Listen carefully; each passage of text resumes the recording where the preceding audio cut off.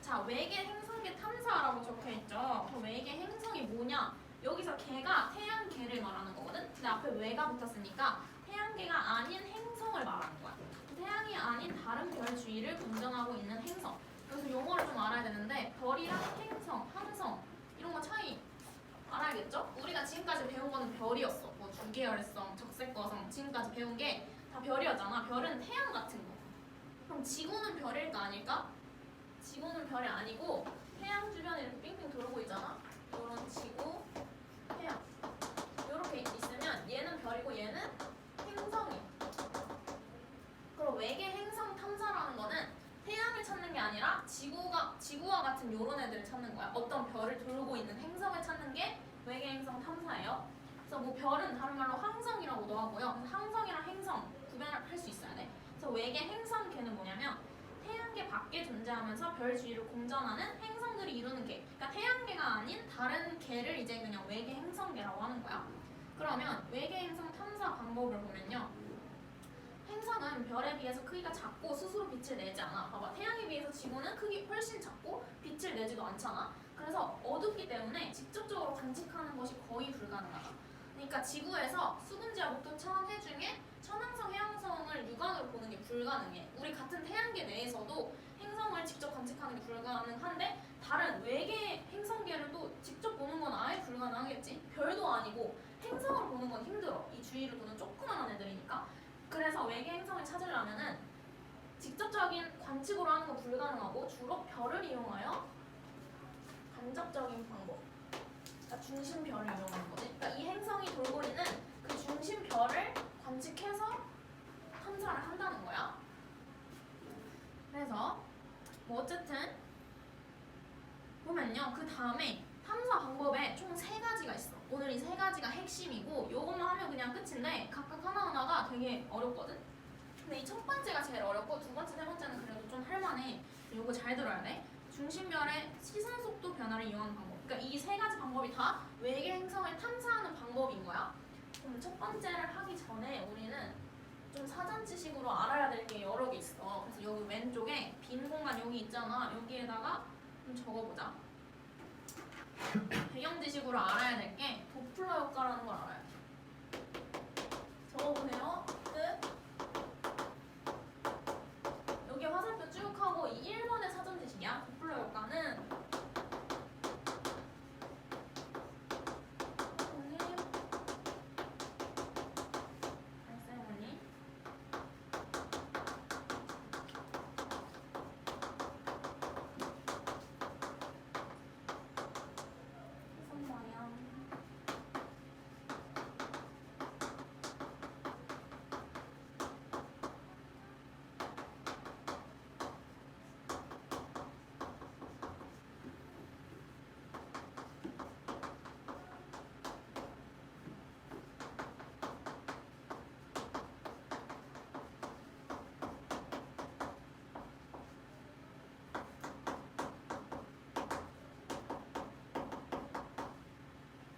파동의 발생원이 관측자의 시선 방향으로 가까워지거나 멀어질 때 파장이 짧아지거나 길어지는 현상이래요. 여기까지만 봐도 뭔 말인지 솔직히 모르겠어. 처음 보는 것 같지만 우리는 일상생활 속에서 뭔가 가까이 접해 있는데 예를 들어서 자동차가 우리 앞을 이렇게 빠르게 지나간다고 했을 때 그 자동차 소리를 입으로 표현하면은 어떻게 할 수 있을까? 입으로 표현하면은 슝 이렇게 한단 말이야. 그러면 지금 이게 아직은 이해가 안 되겠지만 또 하나의 예시를 또 들어보면은 잔잔한 호수가 있다고 했을 때 여기에 뭐 오리가 떠다닌다고 해볼게. 이렇게 어쨌든 이게 다 파동에 관련된 거니까 물결 파도, 파동의 종류 중에 하나잖아. 그래서 이렇게 뭔가 둥둥 떠다니면서 물결파를 만들겠지 오리가. 이걸 좀 확대해서 이렇게 보면은 우리 뭐 통합과학 시간이나 고1 때, 중학교 과학 시간에 배웠을 거야. 여기 파동에서 튀어나온 부분을 뭐 마루라고 하고요. 들어가는 부분을 골, 뭐 이런 식으로 부르잖아요. 그래서 뭐 마루랑 마루 사이의 요 거리를 파장이라고 했던 거지. 파장. 또 아니면 골과 골 사이를 뭐 파장이라고 하거나.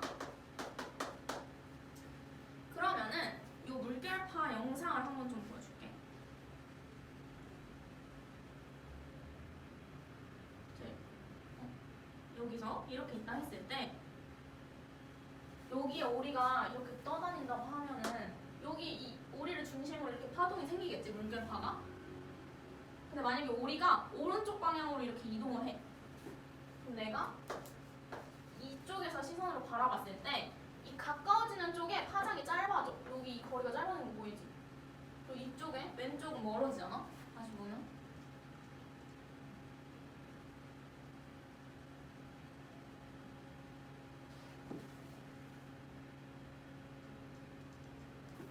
여기 가운데에서 이렇게 다가갈 때 파장이 여기서는 짧아지고 이 간격을 보면 돼. 그럼 여기서는 이렇게 멀어진단 말이야. 이 간격이. 그럼 파장이 길어진다고 생각하면 돼. 그래서 이 관측자의 시선에서 관측자랑 가까워지면 파장이 짧아지고 관측자에서 멀어지는 요 구간은 파장이 길어진다. 그런 게 도플러 효과예요. 그래서 파장의 발생원을 뭐 오리라고 생각하면 되고 얘가 관측자의 시선 방향으로 가까워지거나 멀어질 때 파장이 뭐 짧아지거나 길어지는 현상이라고 생각을 하시면 됩니다. 그러면 다시 여기 들어가서 자, 이 별빛의 도플러 효과 왼쪽에 한번 보면은 파장이 길어지는 게 관측자에서 멀어질 때 이걸 알아야 돼. 길어지는 게 멀어질 때, 그 다음에 짧아지는 게 관측자에서 가까워질 때. 언제 멀어지고 언제 가까워지는지 또 알아야 됩니다. 그럼 아까 그 자동차 소리랑 무슨 상관이냐? 파장이 길어질 때는 소리가 낮게 나요. 소리 높낮이랑도 관련이 있어. 그래서 슝 이렇게 하는 게 자동차가 나한테 가까워질 때는 소리가 높게 나고 멀어질 때는 낮게 나. 그래서 처음에 높게 냈다가 점점 이렇게 낮게 내는 거지, 소리를. 그래서 이때는 소리가 높낮이가 낮고 여기서는 소리가 높다. 파장이 짧으면 소리가 높습니다.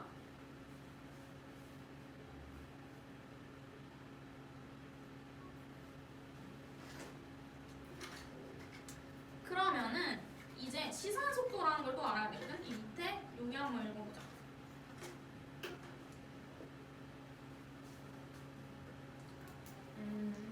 시선 속도를 알기 전에 시선 방향도 한번 보. 시선 방향 위에 한번 적어봐봐. 시선 속도 위에 관찰자가 바라보는 방향을 말해.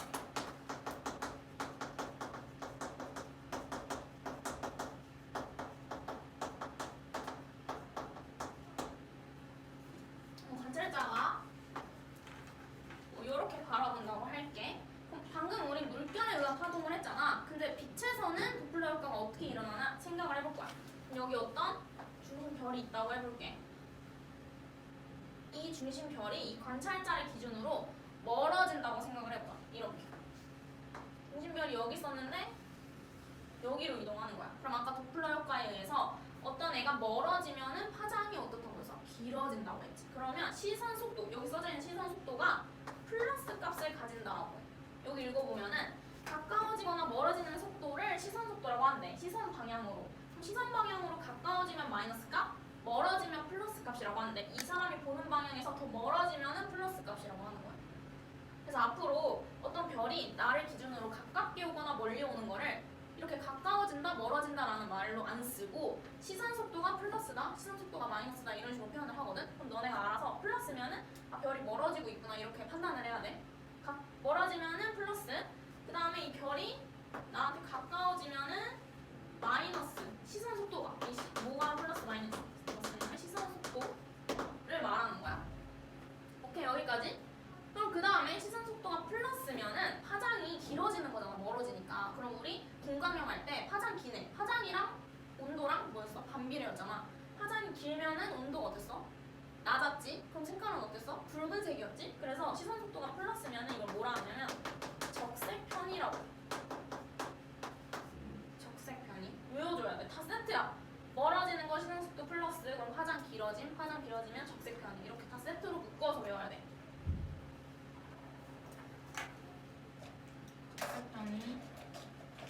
그 다음에 또 막 파장이 짧아지면은 마이너스고 시선 속도가. 그럼 짧아지면은 온도가 높은 거니까 온도 제일 높은 거 O형 파란색이었던 거 기억하지? 얘는 청색편이라고. 그래서 뭐 시선 속도가 플러스다, 그럼 별이 멀어진다는 소리예요. 됐지요? 그 다음에 또 중요한 거. 만약에 또 이렇게 바라보고 있는데 이쪽에서 이렇게 바라본다고 쳐봐. 근데 이 별이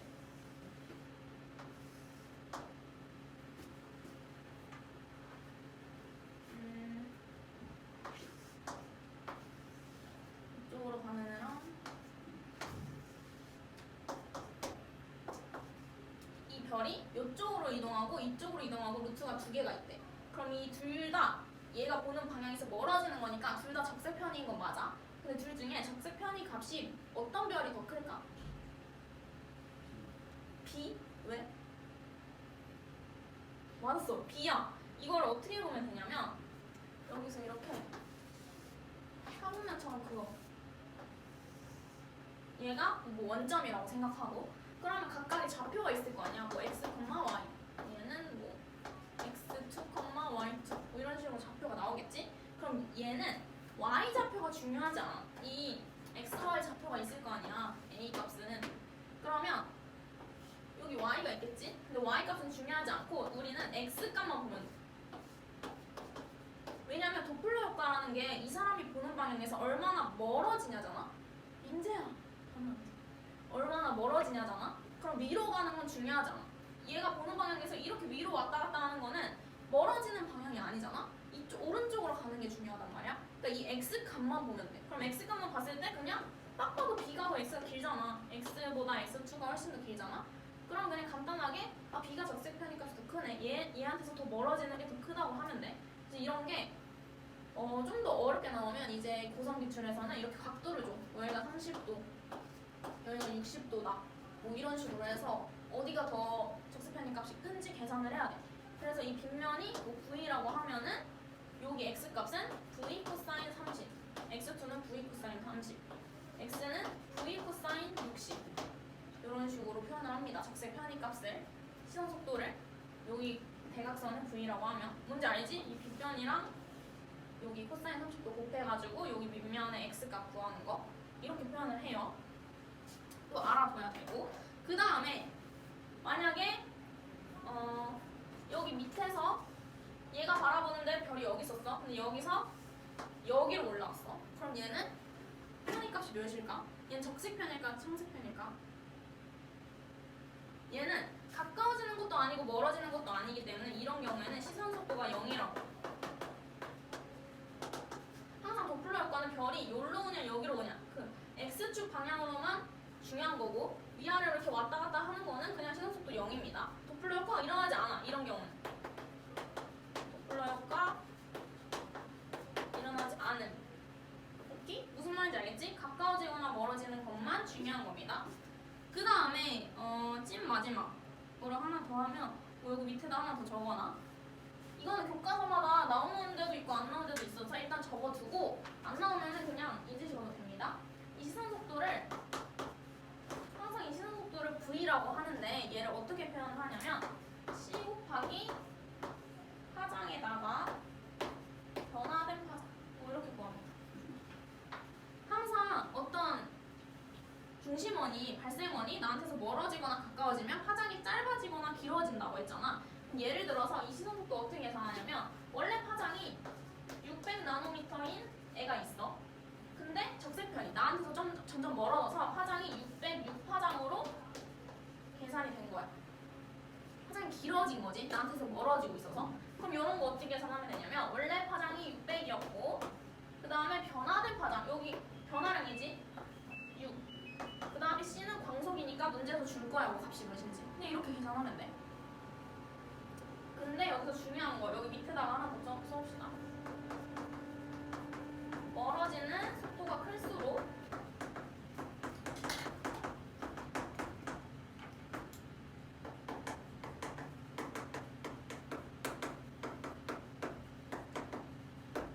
파장이 변화도 크다. 그러니까 멀어지는 뿐만 아니라 멀어지거나 가까워지는 속도가 클수록 파장의 변화도 크다. 이거 생각해보면 돼. 요게 속도잖아. 그럼 얘가 크려면 얘가 크면 돼. 왜냐면 여기 분모는 원래 기존 파장이니까 얘는 변하는 값이 아니야. 고정값이고 광속도 변할 수가 없어. 고정값이야. 변할 수 있는 거는 파장 변화량과 시선 속도 얘만 변할 수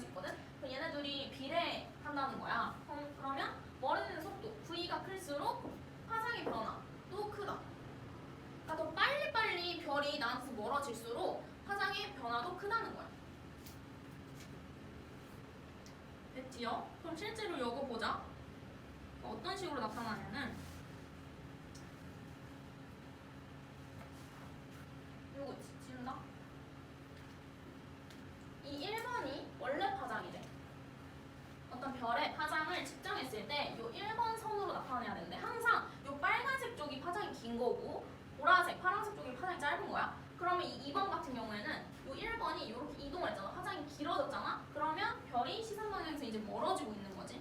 그래서 2번 같은 경우 읽어보면은 파장이 길어져서 수선이 붉은색 쪽으로 이동한다. 별이 관측자에게서 멀어진다. 그러니까 이거 1번, 2번 그래프만 보고도 어떤 상황인지 추측할 수 있어야 돼. 그 다음에 여기가 여기로 변했다? 그럼 파장이 짧아진 거지? 그럼 3번 상황 읽어보면 파장이 짧아져서 흡수선이 파란색 쪽으로 이동했대. 청색편이라고도 하지. 별이 관측자에게서 가까워진다. 이렇게. 그 다음에 또 파장이 그냥 1번 그대로라면 시선 방향에서 속도 변화가 일어나지 않았을 때 또는 뭐 이런 식으로 움직일 때 이렇게 움직이면은 나한테서 멀어지거나 가까워지는 게 아니니까 그냥 파장 그대로 측정된다는 거야. 근데 또 하나 주의해야 될 거는 만약에 별이 나한테서 멀어지다가 갑자기 그 별이 멈춰. 그러면 어떻게 되냐면 파장이 길어지다가 멈췄을 때 다시 원래대로 돌아와. 그러니까 움직일 때만 이렇게 길어지는 거야. 멀어지고 있을 때만 길어지는 거고 나한테 멈춰버리면 그 별이 그럼 다시 원래 파장 1번으로 돌아오는 거야. 또 가까워질 때만 3번인 거고 가까워지다가 갑자기 그 별이 멈추면 다시 1번으로 돌아오는 거야. 멀어지거나 가까워질 때만 이 파장 변화가 일어나는 거예요. 이거 중요. 여기까지 하면은 이제 배경 지식은 끝났고 이제 1번 시선속도 변화를 이용하는 방법을 한번 봅시다. 자, 읽어보면은 중심별과 행성은 공통질량 중심주의로 공정하면서 자 이거 새로운 개념이 넣었죠. 공통질량 중심. 이것도 아셔야 됩니다. 자, 항상 우리는 태양이랑 지구를 또 생각해봤을 때 태양이 지구를 빙빙 공전하잖아. 근데 태양은 가만히 있고 지구가 이렇게 도는 걸로 우리가 생각했을 거야. 왜냐면 지구 기후 변화할 때도 우리 그림 그릴 때 지구만 이렇게 돌고 태양은 가만히 놔뒀잖아. 근데 실제로는 어떻게 생겼냐면 공통 질량 중심이라는 게 있고 태양도 이 중심을 돌고 있고 그다음에 이 태양의 행성도 이 공통 질량 중심을 중심으로 돌고 있는 거야. 그러니까 태양을 중심으로 도는 게 아니라 얘네 둘이 같이 중심으로 정하고 있는 그런 공통 질량 중심이라는 게 있어. 얘가 공통 질량 중심이야. 그래서 중심별과 행성은 공통 질량 중심주의를 같은 방향과 같은 주기로 공전한다. 그러니까 얘가 한 바퀴 돌 때 태양도 얘를 한 바퀴 도는 거야. 그리고 방향도 똑같아. 반시계 방향으로 돕니다. 요렇게. 요렇게. 항상 방향은 반시계. 요것도 기억해주세요. 그러니까 태양도 어떤 중심을 기준으로 돌고 있다는 거. 이게 중요한 거야. 그 다음에 이거는 이 공통질량 중심은 별 중에서 행성을 가지고 있는 별만 있는 거야. 그러니까 만약에 행성이 없다, 어떤 별인데 이 지구처럼 행성을 안 가지고 있을 수도 있잖아? 그럼 걔는 공통질량 중심이 없어. 그냥 가만히 있는 거야. 행성을 가지고 있을 때만 얘네들이 잡아당기는 만류인력 때문에 서로 중력으로 잡아당기니까 이렇게 삥삥 돌게 되는 거야. 그러니까 이런 공통질량 중심이 있으면 얘는 행성을 가지고 있다는 소리야. 여기까지 생각을 하고 그러면 또 중요한 거 여기 밑에다가 적어놔.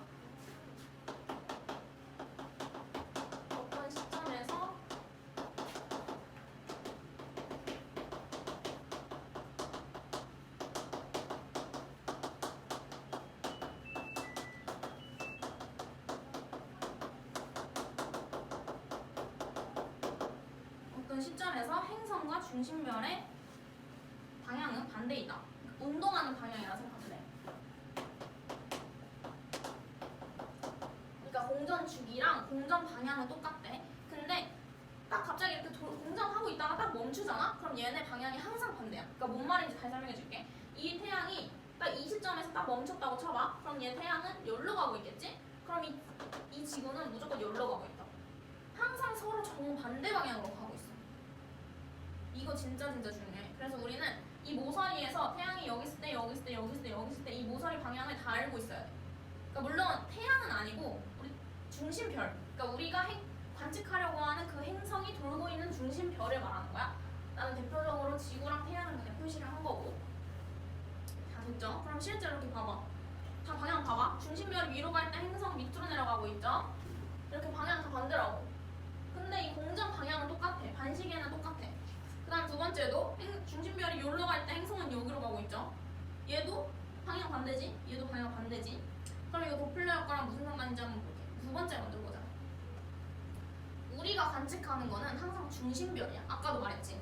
이 3번에서 외계 행성 탐사 방법에 행성은 너무 어두워서 스스로 빛을 내지 않아서 직접적인 관측이 불가능하다 했잖아. 그럼 우리가 중심별을 보고 간접적인 방법으로 탐사를 한다 했잖아. 그러니까 우리 지구에서는 항상 이 중심별을 보는 거야. 아까 말했지. 중심별이 멀어지면은 어떤 현상이 일어난다고? 시선 속도가 플러스고 적색 편이가 일어난다. 이제 이 두 번째 그림이 적색 편이 그림인 거야. 중심별이 멀어지고 있을 때 지구를 기준으로.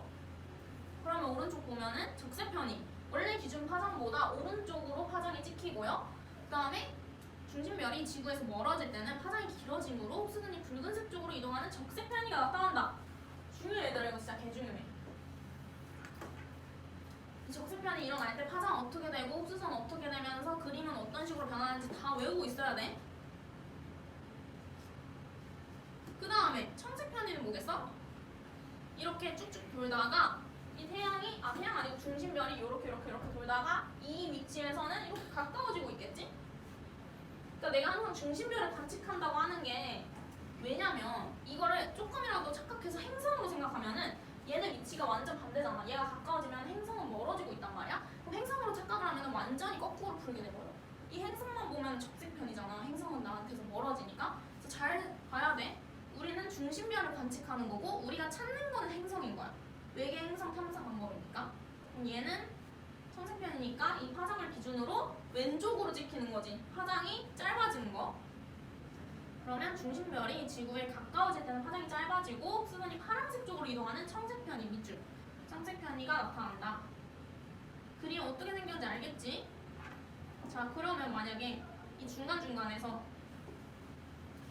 중심별이 이 위쪽으로 이동할 때는 이렇게 이동하는 거니까. 그럼 아까 내가 뭐라 했어? 얘는 멀어지지도 않고 가까워지지도 않은 이런 느낌이야. 얘가 바라보고 있을 때 이렇게 왔다 갔다 하는 거. 그럴 때는 시선 속도가 0이라고 합니다. 플러스도 아니고 마이너스도 아니고. 그러면 그냥 파장 변화 없음. 길어지거나 짧아지지 않고 이렇게 도플러 효과가 나타나지 않으므로 파장 변화가 없다. 그러면 또 반대로 여기도 있겠지? 이 세 번째 그림 보면 얘도 아래로 이동을 하는 거니까 가까워지거나 멀어지는 게 아니라서 파장 변화 없고 시선 속도 변화가 나타나지 않습니다. 도플러 효과 안 일어나니까. 그러니까 지금 이 네 가지 상황을 다 이해해줘야 되고 어떤 상황에서는 적색편이, 어떤 상황에서 청색편이, 어떤 상황에서는 파장 변화 없는지 다 알아줘야 돼. 항상 중심별 기준으로 생각해야 돼. 행성이 멀어질 때로 보면 페이크로 나오니까. 그 다음에 그럼 이런 걸로 어떻게 행성의 위치를 아냐? 아까 말했잖아. 그러니까 공통 질량 중심이 있으면 무조건 행성이 있다고 했잖아. 그러면 공통 질량 중심이 있으면 이 중심별이 이 중심을 기준으로 빙빙 도는 거니까 지구에서 관측을 했을 때 적색편이나 청색편이가 꼭 일어나.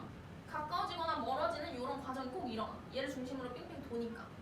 그러면 어떤 중심별을 관측했을 때 파장이 길어지거나 짧아지거나 이게 주기적으로 계속 관측이 돼? 그러면 이 중심별은 어떤 공통질량 중심을 기준으로 돌고 있다는 사실을 알아낸 거고 그러면 얘는 무조건 행성을 가지고 있을 것이다. 그렇게 외계 행성을 탐사하는 거야. 그럼 얘 주변에 어떤 행성이 있겠구나 이렇게 아는 거야. 무슨 말인지 알겠지? 그 다음에 특징 봅시다. 행성의 질량이 클수록 이거 1번 총 두 가지가 있거든. 행성의 질량이 클수록 그 다음에 공전궤도 반지름이 작을수록 이거 안 적혀 있으니까 적어놓으세요.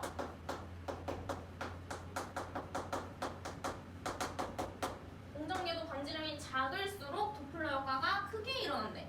그러니까 우리는 어떤 상황에서 도플러 효과가 또 잘 일어나는지도 알아둬야 돼. 그래서 탐사에 효과적이다.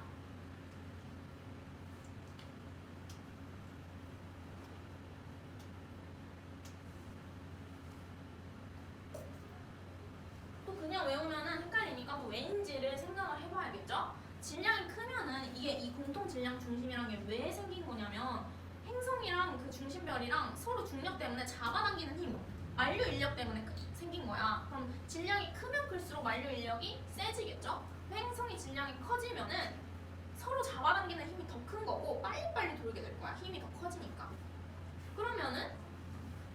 말했지? 그 이동하는 속도가 크면은 적색편이니까 그러니까 파장의 변화량도 커진다고 했지? 그럼 빨리빨리 이동을 하면은 이 변화되는 이 편이량이 커지는 거야. 그러니까 이만큼 이동할 게 요만큼씩 크게 변화를 하는 거야. 우리가 관측하기가 더 편하겠지? 그래서 행성의 질량이 크면은 그렇고요. 또 공전궤도 반지름이 작아지면은 또 특징이 있는데 요거는 외워두세요.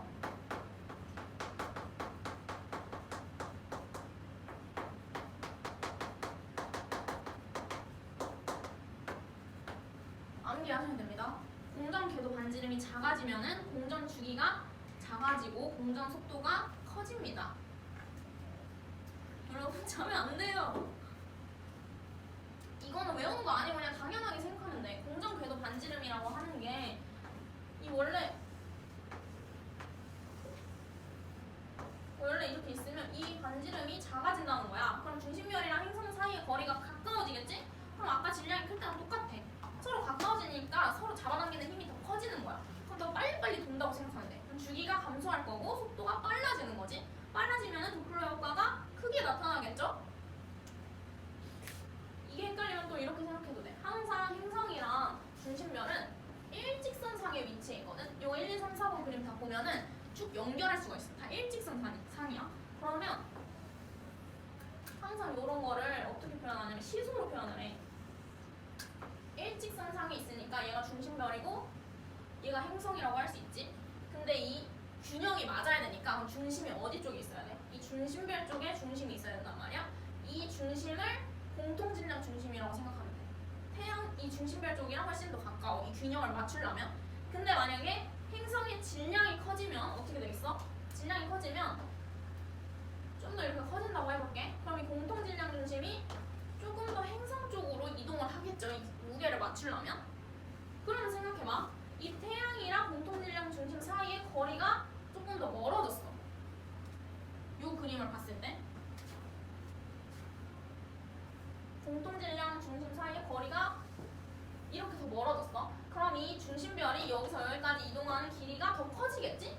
이만큼 이동하던 게 요만큼 이동할 거란 말이야? 그럼 어때? 도플러 효과 더 크겠지? 더 많이 이동하니까. 요런 느낌이야. 그러니까 질량이 클수록, 행성의 질량이 클수록 공통질량이 좀 더 멀어지니까 이렇게 생각해도 된다. 만료인력으로 생각해도 되고. 그러니까 외우지 말고 이해를 하셔야 돼요. 그 다음에 한계점. 한계점도 중요하거든? 읽어보면은 공전 궤도면이 관측자의 시선 방향과 수직일 때는 관측이 불가능하다. 항상 둘 중에 하나야. 시선 방향이랑 나란할 때랑 수직일 때 이렇게 있어. 우리가 이렇게 볼 때는 나란할 때야. 이거 반대말이 나란할 때만 가는.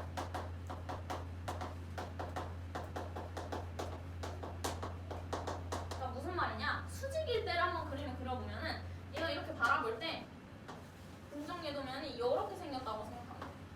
이게 중심별, 이게 행성. 무슨 말인지 알겠어? 이 공전 궤도면을 중심으로 수직인 거야. 그럼 얘가 이 중심별을 빙빙 돌고 행성이 빙빙 돌아도 이게 수직으로 이렇게 생겼기 때문에 멀어지거나 가까워지는 그런 게 아니잖아. 무슨 말인지 알겠지? 나란할 때는 이 면이 이렇게 생길 때가 나란할 때인 거야. 그러면 이게 돌 때 이렇게 멀어지거나 가까워지거나 이렇게 일어나겠지, 중심별. 그러니까 세상에 너무 외계 행성계가 많으니까 뭐 이렇게 생길 때가 있고 지구에서 바라봤을 때 뭐 이렇게 생긴 애도 있고 다양하다는 거야. 근데 수직일 때는 도플러 효과가 일어나지 않는다. 아무리 해도 멀어지거나 가까워지는 게 아니라서. 그러니까 나란할 때만 가능한 거고. 그 다음에 두 번째로 행성의 질량이 작거나 아까 클 때 도플러 효과가 크다고 했지. 그 다음에 또 행성이 중심별에서 멀리 떨어져 있으면 만류인력이 약하겠지. 그럼 서로 잡아당기는 힘이 약하니까 공전 속도도 감소하겠지.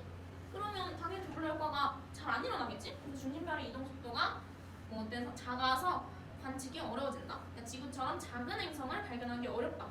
지구는 작은 편이에요, 행성 중에. 그래서 이게 이제 도플러 효과입니다. 그리고 시선 속도 변화를 이용하는 방법이에요. 이렇게 중심별이 파장이 길어지는지 작아지는지 이런 걸 관측을 해서 주변에 외계 행성이 있구나 아는 거. 이게 1번.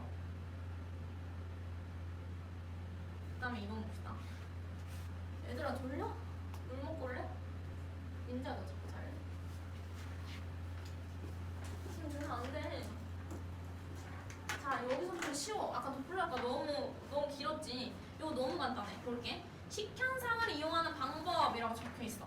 우리 그럼 식현상이 뭔지 한번 밑에 보자. 식현상 오른쪽 하단 보면은 한 천체가 다른 천체를 가려서 보이지 않게 하거나 어두워 보이게 하는 현상이래요. 우리 이미 알고 있어. 뭐 일식이나 월식 같은 거. 일식은 태양이 달에 가려지는 걸 말하는 거고요. 월식은 달이 지구 그림자에 가려지는 걸 말하는 거죠. 그래서 어떤 별이 어떤 별에 가려지는 거. 뭐 이렇게 생각하면 돼. 식현상은. 다른 말로 횡단법이라고도 하는데 우리 뭐 식현상만 알아도 돼. 그러면 원리를 봅시다. 아까 말했지 항상 중심별 주위에는 행성이 돌고 있다고. 태양 주위에 지구가 도는 것처럼. 중심별 주위로 공전하는 행성이 이렇게 뺑뺑 돌다 보면은 언젠가는 이 중심별 앞을 지나갈 거 아니야? 우리 지구가 앞에서 바라봤을 때 기준으로 말하는 거야. 그렇게 지나갈 때 식현상이 일어나서, 그러니까 중심별을 가리는 현상이 일어나서 별의 밝기가 순간적으로 조금 감소한다는 거야. 뭔 말인지 알겠지? 이게 조그맣긴 하지만 어쨌든 요만큼 면적을 가렸으니까 전체 밝기가 조금은 줄겠지? 그래서 중심별의 밝기 변화를 관측하여서 외계 행성의 존재를 확인할 수 있다. 너무 쉬운 거죠? 그냥 우리가 어떤 중심별을 관측했는데 순간적으로 밝기가 조금 감소되는 거야. 아, 그럼 주변에 어떤 행성이 돌고 있구나. 이렇게 아는 거지. 그러니까 항상 우리는 행성의 존재를 찾는 거고 관측하는 거는 중심별이야. 오케이? 이 외계 행성을 직접 볼 수는 없어. 얘를 관측해서 간접적인 방법으로 아는 거야. 그러면 첫 번째, 중심별이 행성이 중심별을 가리지 않을 때는 이렇게 별의 밝기가 최대이다가 1번.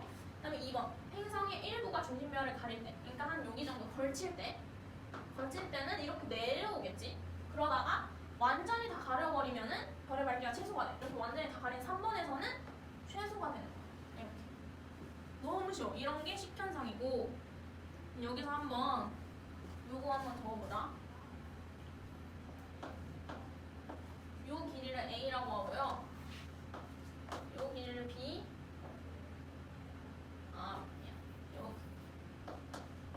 여기 A. 여길 C. 이렇게 한번 적어보세요. 여러 과정에서 A랑 B랑 C가 어떻게 변하는지 적어볼게.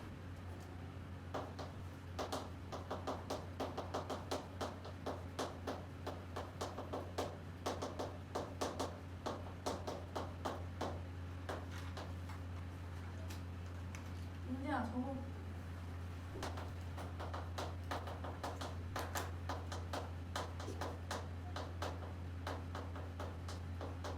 문제에서 나올 수가 있어서 문제에서 막 이런 식으로 A, B, C 주고 행성의 공전 속도가 증가할 때 B의 길이는 어떤 식으로 되나요?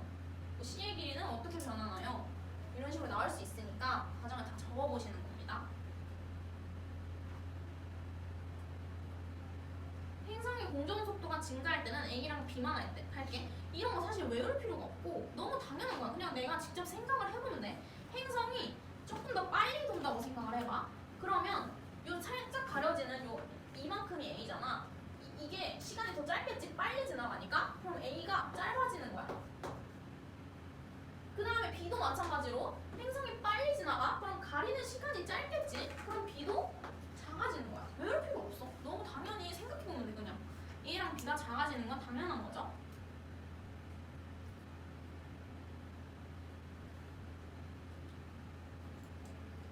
그러면 이거 너무 쉬워. 1번은 C는 안 할게요. C의 변화는 없어. 공전 속도. 그 다음에 2번. 행성의 반지름이 증가해. 그러니까 이 행성이 조금 더 커진다고 생각을 해보면 됩니다. 이렇게. 그러면 A랑 B랑 C랑 어떻게 될지 생각해 봅시다. 여기서 핵심은 C야. 먼저 A 먼저 생각해보면 A는 이 행성이 절반 정도 가려진 그런 부분이잖아. 근데 이 크기가 더 커지면 이 절반 정도 가려진 시간이 조금 더 길어져. 그러니까 조그만 애들은 빨리 지나갈 거 아니야. 그러니까 이 시간은 길어진다고 생각하면 돼. 당연한 거지, 그치? 그럼 B는 어떨까? 이 행성의 크기가 커졌기 때문에 요 가리는 기간은 짧아져. 왜냐면 빨리 지나가겠지. 크기가 크니까. 작은 애들은 조금 더 오래 걸릴 거란 말이야. 여기를 지나는데. 얘는 작아져. 그다음에 가장 중요한 거. C 값은 어떻게 될까? 민수야, 어떻게 될까? 행성의 크기가 커지면 이 C는 어떻게 될까? 어떻게 될 것 같아? 커지지. 그러니까 이게 감소되는 밝기잖아. 근데 얘가 더 커져. 그러면 가리는 그 영역이 더 커지는 거지? 이 C 값이 더 커지는 거야. 그러니까 원래 이만큼만 감소될 거를 행성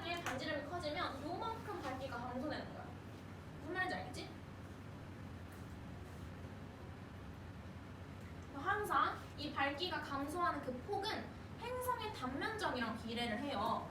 그러니까 이 단면적이라고 하면 얘는 실제로 구잖아, 구. 그러면 입체 도형이란 말이야. 근데 우리가 눈으로 보기에는 그냥 평면 도형처럼 보여. 2차원으로 보인단 말이야. 이렇게 보이는 얘를 단면적이라고 해. 우리 눈으로 볼 때 보이는 거. 그래서 밝기 감소 폭은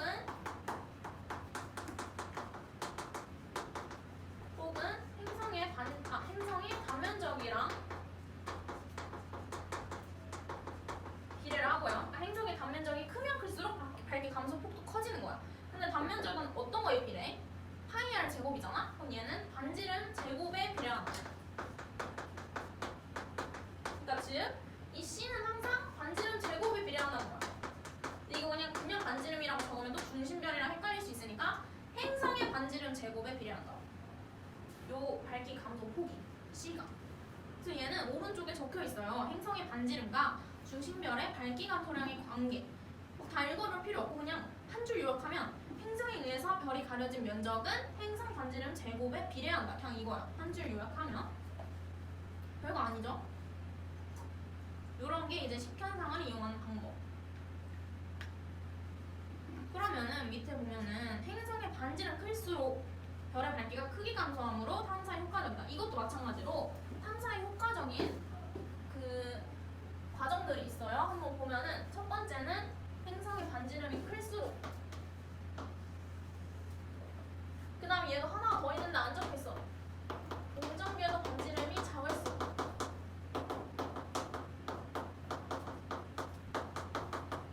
안 적혀있는 거 꼭 적어놔.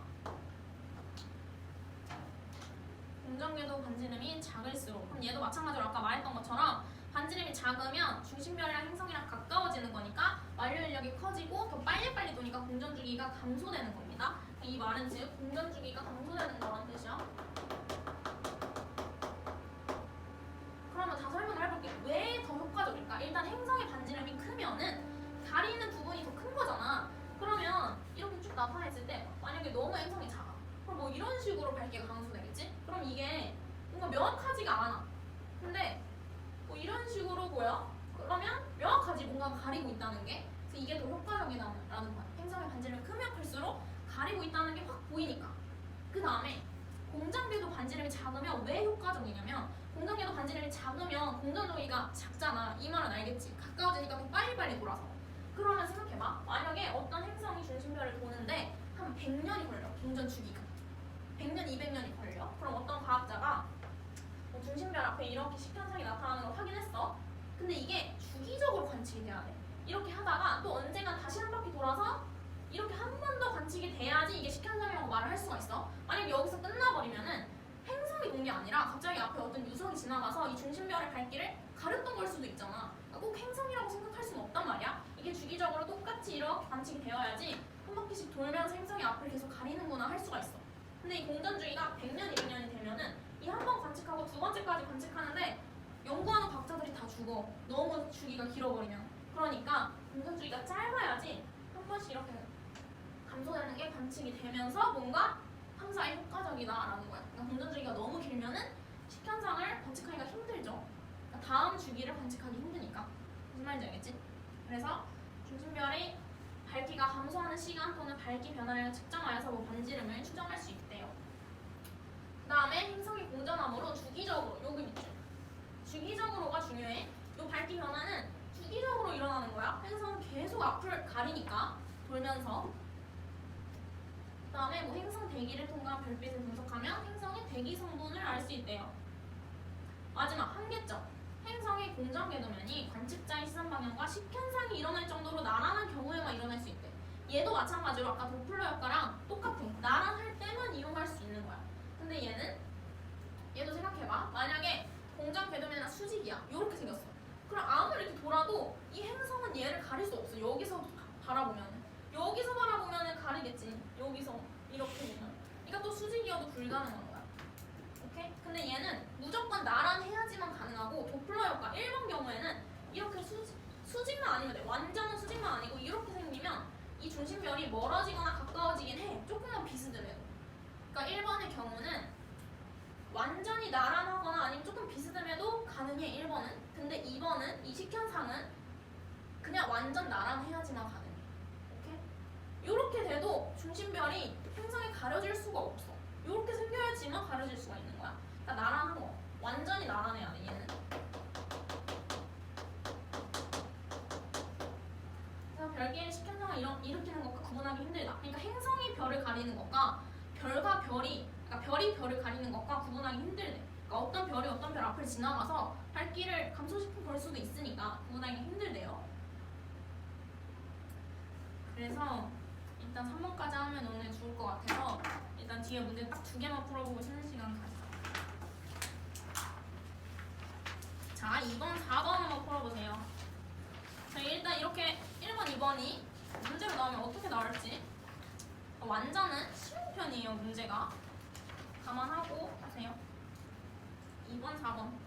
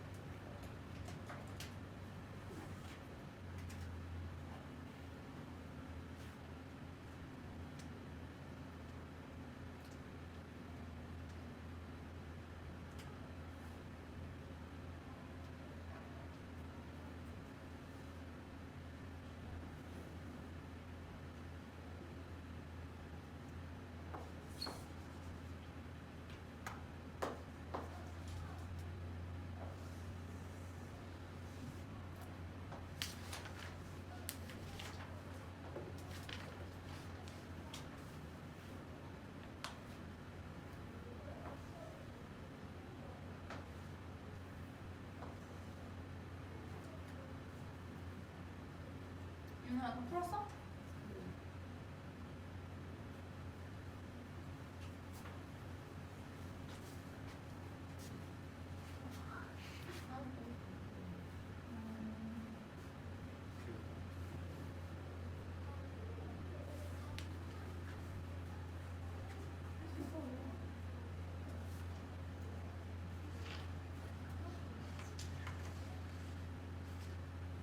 얘들아, 여기 진짜 중요해. 다 여기서 나올 거야, 킬러 문제는. 그래서 자이스토리에서도 지금 내가 나눠준 거 프린트 보면은 여기만 고난도 문제가 거의 한 3장, 4장이 돼. 원래 대부분 자이스토리에 내가 항상 나눠줄 때 고난도가 뭐 4문제, 5문제, 뭐 1페이지, 뭐 1장, 2장 뭐 이랬잖아, 많아도. 근데 요 파트는 혼자 막 3장, 4장 이래. 그러니까 수능에서도 킬러가 다 여기서 나오고 그냥 지구 전체 통틀어서 제일 어려운 파트야, 여기가. 그러니까 잘 들어야 되고 복습도 열심히 해야 돼. 그리고 혼자서 문제를 보면은 아예 못 풀어. 뭐라는지 하나도 모를걸? 자, 됐지요? 그럼 2번부터 볼게요. 자, 이거 딱 보니까 도플러 역간에 그 1, 2, 3번 중에 몇 번째 탐사 방법인지 보자마자 알아야 돼. 뭔가 파장이 있고 지구에서 바라봤을 때 중심별이 뭔가 멀어지거나 가까워지거나 이런 거니까 도플러 효과인데 기억부터 보면은 중심별이 AH일 때 별빛 스펙트럼의 적색 편의가 나타난다. 요거는 이 중심별이 여기로 이동하냐? 요 말이잖아. 기억은 그걸 물어보는 거야. 지구를 중심으로 멀어지고 있냐? 멀어지는 게 적색 편이니까. 그럼 나를 보고 힌트를 찾으면 되지. 지금 기준 파장이 여기인데 오른쪽으로 측정이 됐지, A가. 그러면은 파장이 길어졌다는 거야. 그러면 적색편이라는 거고 적색편이는 지구에서 멀어지고 있다는 거잖아. 그러니까 나를 보고 판단할 수 있어야 돼. 아, 그러면 A가 이 위로 이동하고 있네. 그럼 내가 아까 말했지, 어떤 시점에서 행성이랑 중심별은 항상 이동 방향이 반대다. 그럼 행성은 어디로 이동하고 있는 거야? 여기로. 니은인 거지, 니은. 그러니까 기억은 동그라미, 니은은 X. 오케이? 그 다음에 디귿은, 이건 너무 쉬운 보기야. 행성의 질량이 클수록 스펙트럼의 흡수선 파장 변화가 커진다. 이거 맞다 했지? 질량이 크면 클수록 파장 변화량도 커진다고 했어. 그 다음에 기억 디귿. 그럼 답 3번. 질량이 클수록 도플러 효과 잘 일어난다고 했었지. 그럼 4번 보자. 4번은 디귿이 이제 핵심 파트고 1, 2번은 쉬워. 자, 4번도 도플러 효과네요. 지금 보면 시선 속도로 표현을 했네.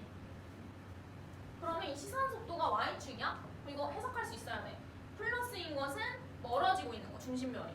마이너스인 것은 가까워지고 있는 거. 이렇게 해석할 수 있어야 돼.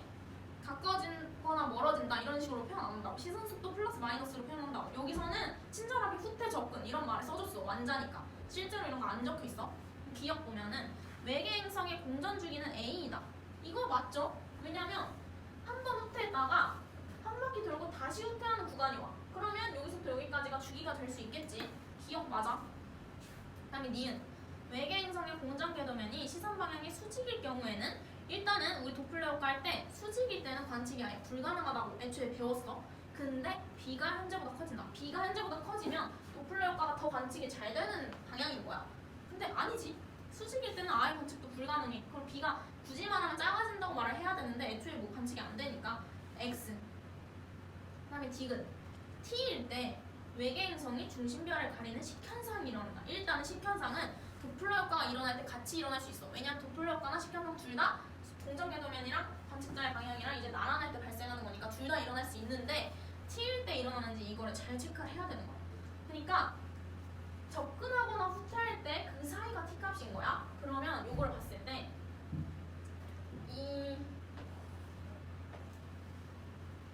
이렇게 접근하거나 후퇴하는 거 봐봐. 여기 파트는 접근하고 있는 거니까 이 중심별이 가까이 오고 있겠지. 그러다가 이게 T고 그다음에 T를 거쳐서 후퇴하고 있는 거겠지. 무슨 말인지 알겠어? 그러니까 T 과정이 어떤 그림인지 체크를 해보는 거야. 요 그림인 거야. 접근하거나 후퇴하는 거의 중간. 그럼 여기서는 이 사람이 바라봤을 때 행성은 여기에 있어. 그러면 식현상이 일어날 수 없지. 그러니까 이게 이 T가 여긴지 여긴지에 따라 답이 달라져. 만약에 T1이라고 했으면 식현상이 일어나. 근데 T2라고 하면 식현상 안 일어나. 그러니까 여기에 있을 수도 있고 아니면 중심별이 여기 있고 행성이 여기 있을 수도 있고. 이 주황색 상태라면 식현상 일어나. 근데 요 하얀색 상태라면 식현상 안 일어나.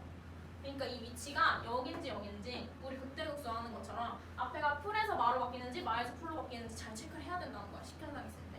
무슨 말인지 알겠지? 그래서 얘는 디귿은 X고 답은 1번입니다. 여기까지 하고 잠깐 쉽시다. 일단은 미세중력 렌즈 현상 요걸 이해하기 위해선 요것도 살짝 배경 지식이 필요한데 말로 간단하게 설명하면은 일단은 일반 상대성 이론을 겉핥기식으로 조금 알아둬야 돼요. 물리하지? 민수하나? 준호하나? 뭐냐면은 일단 여기서 중요한 거는 아인슈타인이 정의를 한 거죠. 근데 여기선 중력을 새롭게 정의했다는 사실이 중요해. 자, 생각해보면은 어떤 보자기를 허공에다가 이렇게 팽팽하게 놨다고 생각해봐. 이런 식으로. 근데 이 가운데에다가 볼링공을 이렇게 줄 거야. 그럼 이 보자기가 볼링공의 모양대로 이렇게 휘어지겠죠? 이런 식으로. 근데 이 옆에다가 탁구공을 이렇게 둔다고 생각할 거야. 그럼 이 탁구공이 스르륵 흘러 내려가서 이 볼링공 때문에 파여진 이 공간으로 이렇게 빨려 들어갈 거 아니야? 여기서 정의한 중력이 이런 거야. 여기서 말하는 보자기는 지금 우리가 살고 있는 시공간을 말하는 거고요. 근데 이 시공간을 왜 2차원으로 표현했냐라고 하면은 뭐 종이도 그냥 이렇게 펼쳐져 있으면 2차원이잖아. 그냥 평면이니까. 근데 우리가 구기고 뭐 일그러뜨리고 뭐 훼손시키고 이렇게 구겨서 동그랗게 변하면은 3차원으로 변할 수 있단 말이야. 공처럼. 마찬가지로 우리 지금 살고 있는 시공간도 뭔가 일그러지거나 훼손이 되면은 더 높은 차원으로 변할 수가 있어. 근데 이거를 실제로 그림으로 그리거나 상상하기가 힘드니까 일단 3차원의 공간을 2차원으로 그림으로 이렇게 표시를 한 겁니다. 그래서 여기서 중요한 거는 어떤 질량이 있는 물체는 시공간을 일그러뜨릴 수 있고 이 일그러뜨린 게 일그러뜨린 게 중력을 만든다. 그래서 여기서 다시 시공간이 있다고 칠게. 2차원으로 한번 표현을 해볼게. 어쨌든 아인슈타인이 정의한 중력은 실제하는 힘이 아니고 어떤 질량 있는 물체가 시공간을 일그러뜨리면 그 일그러뜨림에 의해서 어떤 끌어당기는 힘이 생긴다. 뭐 이런 거야. 간단하게 말해서. 근데 뉴턴의 역학에서는 F는 ma라고 하잖아. 그럼 이게 뭐냐면 어떤 질량이 있는 물체에 힘을 가하면은 운동 방향이 변한다. 뭐 속도가 변하든 그런 거 변한다. 라고 하는 건데 만약에 여기서 빛이 이렇게 일직선으로 오고 있다고 할게. 그러면은 빛은 질량이 없잖아요. 그럼 아무리 힘을 가해도 운동 방향이 변할 수가 없어. 어떻게 힘을 가해도. 그러니까 뉴턴 법칙에서는. 근데 만약에 아인슈타인의 상대성 이론을 사용을 하면은 여기에 어떤 질량이 있는 별 같은 게 이렇게 있다고 쳐? 그러면 질량이 있는 물체 때문에 시공간이 이렇게 일그러뜨려져. 뭐 이런 식으로. 원래 이렇게 평면 도형인 게 보자기처럼 이렇게 일그러뜨려진단 말이야. 그러면 빛은 일직선으로 가는 특징이 있기 때문에 이렇게 가다 보면은 이 가운데 중력 때문에 이렇게 꺾이게 된다는 거야. 이것만 기억하면 돼. 빛은 중력에 의해서 휘어진다. 이게 핵심이야. 이게 골자예요. 지금 말하는 거. 빛은 중력에 의해 휘어진다. 처음에 상대성 이론이 나왔을 때는 사람들이 다 무슨 말이냐고 하면서 아무도 안 믿었어. 근데 언제 이게 받아들여지게 됐냐면 지구에서 봤을 때 어떤 태양 뒤에 있는 별이라서 태양 뒤에 있는 뭐 어떤 물체라서 뭐 얘를 태양이라고 하면 태양 뒤에 있는 물체라서 사실 우리가 볼 수 없는 위치에 있는 애인데 이 태양 때문에 빛이 골절해가지고 지구에서 볼 수 있게 된 그런 현상이 일어난 거야. 그러니까 원래 태양 뒤에 있어서 절대 지구에서 볼 수 없는 위치인데 이 태양이 중력 때문에 빛이 여기로 오지 않고 이렇게 굴절이 돼서 지구로 빛이 들어온 거지. 그러면 얘가 보이게 되겠지, 지구에서. 그래서 여기서 보이는 거야. 아, 그래서 빛이 중력에 의해서 굴절되구나, 휘어지는구나, 이걸 알게 된 거지. 그래서 상대성 이론이 받아들여진 겁니다. 우린 지금 이거 다 있고 중요한 거 아니야. 뭐 지금 물리 시간 아니니까. 그냥 빛이 중력에 의해서 휘어진다라는 것만 기억을 하시면 되고, 이것만 아는 상태로 바로 중력 렌즈 현상 볼게. 이거는 지구에서 이렇게 지구가 있을 때 여기서는 별이 두 개가 나와. 별 A, 별 B라고 할게. 별 B가 있어. 근데 별 A가 여기 있어. 우리는 항상 멀리 있는 별을 관측한다 생각해야 돼. 두 개가 있는데 이 별 A가 이렇게 이동을 하는 거야. 지구 앞을. 언젠가는 여기에 위치를 하게 되겠지. 그러면 이렇게 일직선상에 놓여져 있잖아. 그럼 빛이 이렇게 가던 게 이 별의 중력 때문에 휘어져서 어떻게 가냐면 지구로 이렇게 오게 되는 거야. 별 두 개가 일직선상으로 놓여져 있을 때. 그럼 별 B의 밝기가 실제보다 훨씬 더 밝게 측정이 되는 거야. 오케이? 이게 미세 중력 렌즈 현상이거든. 렌즈가 빛을 모아주니까 빛을 모아주는 뭐 렌즈와 같다. 이게 뭐 렌즈처럼 보인다라고 해서 렌즈 현상이라고 하는 거야. 실제 오른쪽 그림이 뭐 어떤 식으로 그려지냐면 관측자가 여기 있어. 그러니까 지구가 여기 있는 거지. 그 다음에 천체가 두 개가 있어, 항상. 그러면 가까이에 있는 천체가 중력 역할을 하는 거야. 그러니까 빛을 모아주는 역할. 그리고 뒤에 있는 천체가 이 지구에서 관측하는 천체. 그래서 그 뒤에 있는 애의 밝기가 이 앞에 있는 애에 의해서 꺾여가지고 빛이 저 지구에서 더 밝게 측정된다. 그냥 이런 거야. 그러면 한번 읽어볼게. 두 천체가 같은 시선 방향에 있을 때, 그러니까 이렇게 일직선으로 있을 때, 이 두 천체가 그때 천체에서 오는 빛이 앞쪽에 있는 별의 중력에 의해서 미세하게 굴절되어서 아까 배웠지? 중력에 의해서 빛이 휘어진다고. 그래서 뒤에 천체가 밝기가 변한대요. 어떻게 변하냐면 더 밝게 측정이 돼. 빛이 모아져서. 그럼 이때 앞쪽 별이 행성을 가지고 있다면 봐봐. 여기서 이제 변이로 이 앞쪽에 있는 별, 얘는 별이기 때문에 지구처럼 행성 가지고 있어. 얘 이렇게 행성이 이렇게 돌고 있겠지. 이 주변에 행성을 가지고 있다면 언젠가 이 별이 여기로 또 이동하겠지. 계속 이렇게 이동을 하니까. 그러면 이게 걸쳐져서 행성이랑 일직선으로 놓여지는 이런 구간도 생겨. 그럼 미세하지만 행성도 중력이 있으니까 또 밝기 변화가 일어날 거야. 그래서 읽어보면 앞쪽 별이 행성을 가지고 있으면 행성의 중력에 의해서 또 추가적인 밝기 증가가 또 일어난대. 천체의 밝기 변화가 불규칙해진다. 먼 천체의 밝기 변화를 관측하여서 외계 행성의 존재를 확인할 수 있다. 그래서 여기 밑에 보면은 실제로 밝기 변화. 얘는 그래프가 어떤 식으로 나오냐면 만약에 지구에서 이 뒤에 있는 천체의 밝기를 관측했어. 별은 이렇게 이동하고 있대. 그럼 별이 여기에 위치한 순간, 일직선의 순간에서 별의 밝기가 최대가 되는 거야. 이렇게 가운데 별 때문에. 그 다음에 만약에 이 가운데 별이 또 행성을 가지고 있어? 그러면 이 행성이 뭐 여기에 위치할 때 별은 여기로 이동했어. 뭐 이럴 때가 있겠지? 별이 또 이동해서 행성이 또 이렇게 위치해서 행성이랑 멀리 있는 천체랑 일직선일 때 이때 또 밝기가 다시 증가한다는 거야. 그래서 크게 한번 증가했다가 행성이랑 일직선일 때 한 번 더 이렇게 증가한다는 거야. 무슨 말인지 알겠어? 여기서 핵심은 뭐냐면 우리가 관측하는 애는 항상 멀리 있는 천체 얘의 밝기를 관측하는 거고 우리가 알아내야 되는 행성은 외계 행성은 이 별의 외계 행성인 거야. 이 별 A의 외계 행성. 뭔 말인지 알겠지? 우리가 찾는 외계 행성, 이 지금 외계 행성 탐사 방법이잖아 이게. 그러니까 이 별 A의 행성을 찾는 거고 밝기는 별 B의 밝기를 관측하는 거야. 그러니까 얘네 둘을 엄청 막 이렇게 섞어서 보기에서 문제로 나온단 말이야. 잘 관측해야 돼. 그래서 이 두 번째 그래프가 중요해. 첫 번째는 중요하지 않아. 왜냐면 얘는 행성이 없다는 뜻이야. 추가적인 밝기 변화가 없잖아. 얘는 별 A, 얘를 A고 얘를 B라고 했을 때 A의 행성이 없다는 뜻이야. 근데 얘는 외계 행성 탐사 방법이니까 행성이 없으면 쓸모없는 그런 그래프인 거야. 근데 이렇게 생기잖아. 아 그럼 앞쪽 별에 행성을 가지고 있구나 이렇게 생각을 하면 돼. 그러면 또 외계 행성이 있다는 거를 알아낼 수 있는 거지. 항상 행성을 직접 못 보니까 이런 중심별을 보고 판단하는 거라 했어. 그래서 오른쪽 별이 지나갈 때 먼 천체와 별의 시선 방향이 나란할 때 별이 먼 천체의 앞쪽을 지나가면은 별의 중력으로 인해 더 밝게 관측된다. 1번. 두 번째는 행성이 있는 별이 지나갈 때 행성의 중력으로 인한 효과가 더해져서 먼 천체의 별빛이 추가로 밝아진다.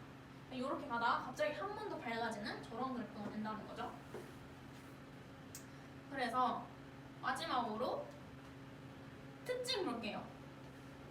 행성의 공전궤도면과 관측자의 시선 방향이 나란하지 않아도 행성을 발견할 수 있다. 여기가 별표를 해줘야 돼. 왜냐면 우리 1번이랑 2번 도플러 효과랑 식현상은 둘 다 나란할 때만 가능이었어. 근데 얘만 유일하게 나란해도 가능해. 수직이어도 가능이니까 혼자 특이한 거지? 그러니까 기억을 해야 되는 거지. 그 다음에 또 두 번째. 지구와 같이 질량이 작은 행성과 공전궤도 긴 반지름이 큰 행성을 탐사할 때 유리하다. 그냥 객관적으로 보면은 질량이 행성의 질량이 클수록 여기 없죠.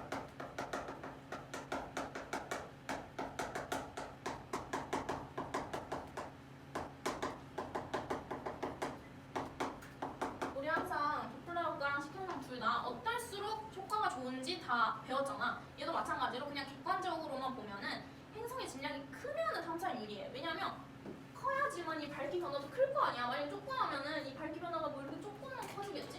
그럼 잘 안 보이겠지. 크면 클수록 더 이렇게 확연하게 보이잖아, 변화가. 그래서 클수록 큰데 여기에서는 질량이 작은 애가 유리하다 뭐 이렇게 적혀 있잖아. 그 이유는 상대적인 거야. 상대적으로 유리라고 적어. 상대적으로.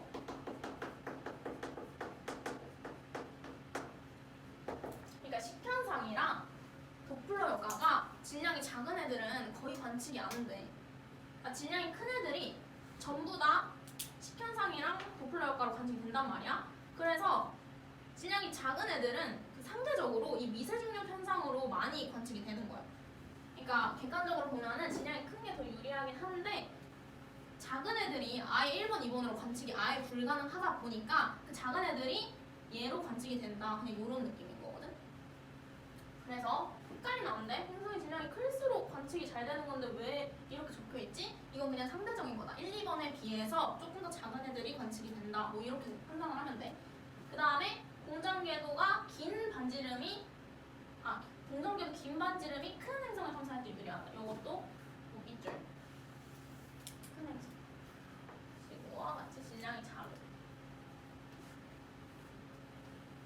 요거는 오른쪽을 읽어보면 되는데 공전궤도 긴 반지름이 크면은 언제 식현상이 일어날지 모르기 때문에 봐봐 이거 아까 내가 설명했지? 만약에 주기가 100년, 200년이야? 그럼 그 다음 주기까지 오는데 시간이 너무 오래 걸리니까 연구하는 과학자들 다 죽는다고 했잖아. 그러니까 식현상이 또 언제 일어날지 모르니까 너무 어려워. 식현상으로 판단하기 힘들어. 그 다음에 행성과 별의 공전속도 너무 느려. 반지름이 크면은 행성이랑 별 사이에 거리가 너무 머니까 공전속도가 느리잖아? 그럼 도플러 효과도 약해. 그러면 얘도 또 도플러 효과를 이용하기도 어려워. 그러니까 이게 반지름이 긴 게 얘가 유리한 게 아닌데 이 1, 2번으로 아예 관측이 불가능하다 보니까 또 이 미세 충돌 렌즈 현상으로 또 유리하다 그냥 이렇게 적어준 거야. 이 얘도 상대적인 거야. 그냥 그렇게 기억해야 돼. 그러니까 1, 2번이 또 아예 안 되다 보니까 3번으로 해야 된다. 그래서 한 개점 보면은 외계 행성계가 먼 천체 앞을 여러 번 지나가지 않으므로 주기적인 관측이 불가능하다. 그러니까 식현상이랑 반대지. 식현상은 행성이니까 계속 빙빙 돌아서 밝기 변화가 주기적으로 관측돼. 근데 얘는 행성이 아니라 그냥 지나가는 별 A가 얘를 가리는 거야. 그럼 다시 오지 않겠지? 한번 지나가면 끝이야. 그러니까 주기적인 관측이 불가능해서 항상 하늘을 관측해야 돼. 누가 얘 앞을 지나가는지 아예 몰라. 그래서 이따 뒤에서 보면은 이 3번으로 관측한 외계 행성이 압도적으로 적어. 대부분 다 1, 2번으로 관측이 되고 얘는 주기적 관측도 불가능하고 어떤 별 앞을 지구랑 일직선, 이 세 개의 별이 일직선으로 유지될 때 우리가 딱 하늘을 보고 있어야 되는 거니까, 관측하고 있어야 되는 거니까 되게 발견 수가 적다 이렇게 생각하면 돼. 여기까지 하면은 어려운 거 다 했고 뒤에는 그냥 간단하게 읽어보면 되는 거거든. 여기 한번 볼게. 그냥 쭉 읽어보자. 직접 촬영하는 방법. 그러니까 이렇게 세 가지 방법 말고 마지막으로 직접 촬영하는 방법도 있는데 얘는 3번보다도 훨씬 적지. 왜냐면 너무 멀리 있어. 뭐 어떻게 직접 촬영을 하겠어. 물론 있긴 하지만 중심별의 밝기가 행성에 비해서 매우 밝기 때문에 중심별을 가리고 항상 찾아야 되는데요. 그다음에 사진으로 행성의 존재를 확인할 수 있고 뭐 분광 관측으로 대기 성분을 알 수 있다. 이거는 아주 극히 일부만. 지구에서 중심별까지 거리가 멀면은 직접 촬영하여 행성을 관측하기 어렵다. 대부분 다 관측하기 어렵죠. 여기서 하나 적어줄 거는 주로 적외선 영역으로 관측, 이것만 적어주세요.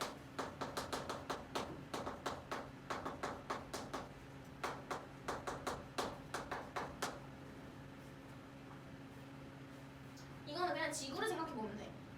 행성의 종류 중에 가장 가까운 게 지구가 있잖아, 우리가 살고 있는. 근데 지구가 전자기파 복사를 적외선 영역으로 하죠. 그러니까 대부분의 행성은 다 적외선 영역으로 전자기파 복사를 합니다. 그러면 적외선 영역으로 관측을 하는 게 조금 더 용이하겠지. 요거 기억해주면 되고, 그 다음에 외계 행성계의 특징. 왜 우리가 외계 행성계를 자꾸 탐사하냐? 태양계의 형성 과정에 대한 단서를 받을 수가 있고 지적인 생명체를 발견하며 우주의 활동 영역을 넓히기 위해 탐사한다. 너무 당연한 말이죠. 그다음에 탐사 경향. 지구와 같이 크기가 작고 암석으로 된 행성을 찾기 위해서 노력하고 있대. 계속. 그래서 뭐 요거 케플러 우주 망원경 이런 거는 이제 내신 때 외우면 되고, 그냥 2009년에 발사된 우주 망원경으로 지구와 크기가 비슷하고 중심별과의 거리가 적당하고 중심별 주위를 약 1년에 한 바퀴씩 공전하는, 그러니까 지구의 특징을 가진 외계 행성을 계속해서 찾고 있대. 그래서 외계 행성의 특징. 탐사 초기에는 질량이 크고 중심별과 가까운 행성이 주로 발견되었지만, 그러니까 그 전에는 뭔가 정밀한 그런 탐사 방법이 없다 보니까 질량이 큰 애들, 좀 눈에 잘 보이는 애들이 많이 발견이 됐어. 근데 우주 망원경 발사로 정밀한 관측이 가능해지면서 지구와 크기가 질량이 비슷한 행성과 중심별에서 먼 행성의 발견도 많아졌대요. 과학기술이 많이 발달했다는 거겠지. 그다음에 우주 망원경 중에서 케플러는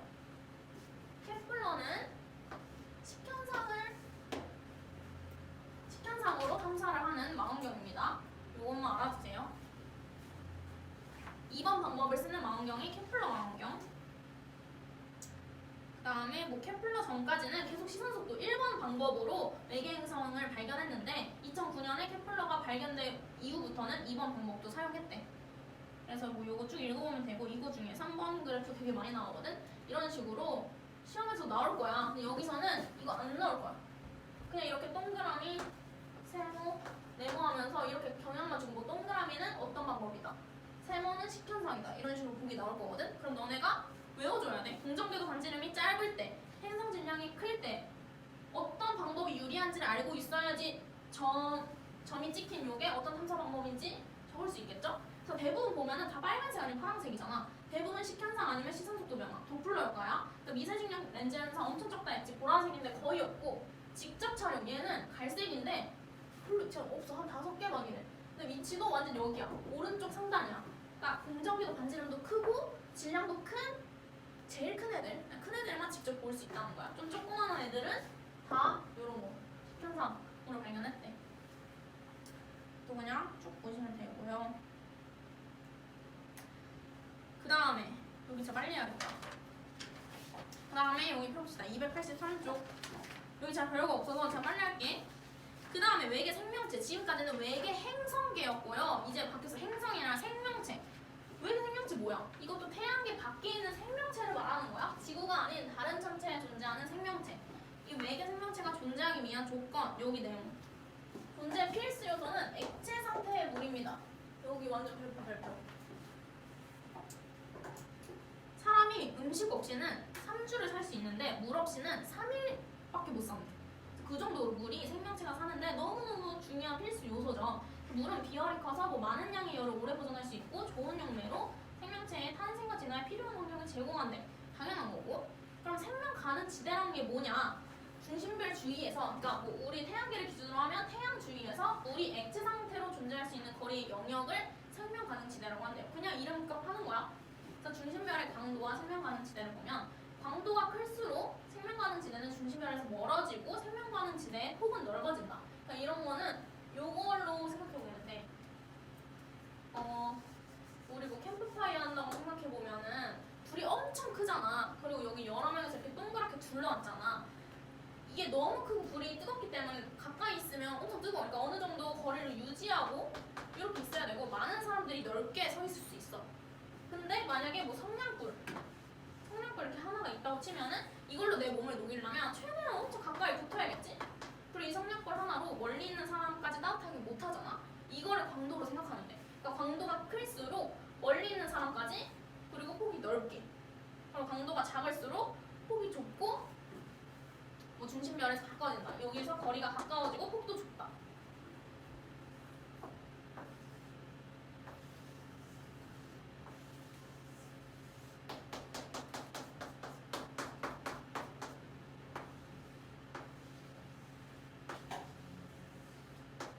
이거 특징을 이해해야 돼. 이렇게 생겼다는 거야. 광도가 크면 넓고 폭이 넓습니다.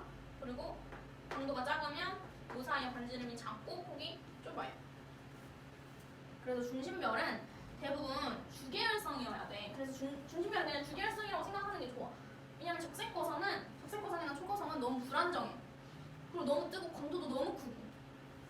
근데 중심별이 주계열성이면 한 일생의 90%를 주계열성에서 사니까 좀 안정하지. 중심별이 주계열성일 때는 질량이 클수록 광도가 크므로 생명 가능 지대는 중심별에서 멀어지고 생명 가능 지대의 폭도 넓어진다.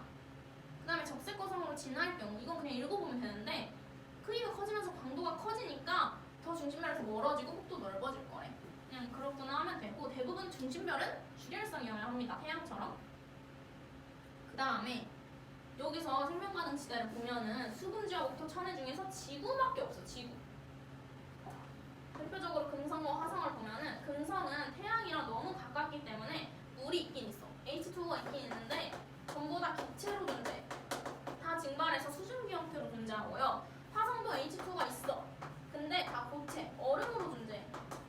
그래서 문제에서 아까 정의에서 액체 상태의 물이라고 계속 강조하는 거야. H2O는 다 있긴 한데 기체나 고체 상태예요. 그래서 뭐 별과 행성 사이의 거리가 너무 가까우면은 표면 온도가 높아서 물이 모두 증발하고, 예를 들어 금성 같은 경우 거리가 너무 멀면 표면 온도가 낮아서 고체 상태의 얼음이 된다. 화성 같은 경우. 그래서 뭐 이런 식으로 지구만이 생명 가능 지대에 포함된다. 얘는 물이 얼어있고 얘는 물이 증발해서 기체 상태다. 근데 여기서 보면은 요게 중심별, 지금 태양의 상태고 여러 가지 형태를 그려놨어. 중심별의 질량이 작을 때, 클 때. 근데 질량이 크면 광도도 큰 거니까 그럼 생명 가능 지대가 길이가 멀어지고 그 다음에 폭도 넓어진다고 했잖아. 근데 그림에서 보면 폭이 너무 비슷해 보이지? 이거는 X축을 잘 보면 돼요. 여기서부터는 0.1이랑 1이래. 이만큼이 한 0.4? 이 정도 되어 보이는데 여기서 X축을 보면은 1부터 10이잖아. 그럼 요 거리는 한 3 정도 돼 보여. 그러니까 위에가 훨씬 넓은 건데 그냥 똑같이 표현을 한 거야. 그러니까 항상 질량이 크고 광도가 클수록 이 생명 가능 지대가 훨씬 넓습니다. 얘는 훨씬 좁고 보기에 같다고 같은 게 아닙니다. 그 다음에 외계 행성계가 존재하기 위한 조건, 그러니까 액체 상태의 물만 있으면 안 되고 여러 가지 조건이 더 있어. 일단 첫 번째는 액체 상태의 물이 존재할 수 있어야 되고요. 그 다음에 두 번째, 적당한 중심별의 질량. 중심별이 너무 크지도 않고 너무 작지도 않아야 돼. 일단 너무 큰 경우에는 저번 시간 배웠잖아. HR도 할 때 질량이 크면은 거리 수명이 짧아져서 주계열성에서 빨리 적색거성이 돼버려. 그러면 진화할 시간이 부족하죠, 생명체가. 그래서 안 되고, 만약에 질량이 매우 작다? 그럼 어떻게 되냐면 수명은 길어지지. 근데 생명 가능 지대가 중심별에 가까워져서 별의 중력을 크게 받기 때문에 행성의 자전주기가 길어져서 공전주기가 같아지므로 요거를 이제 동주기 자전이라고 합니다.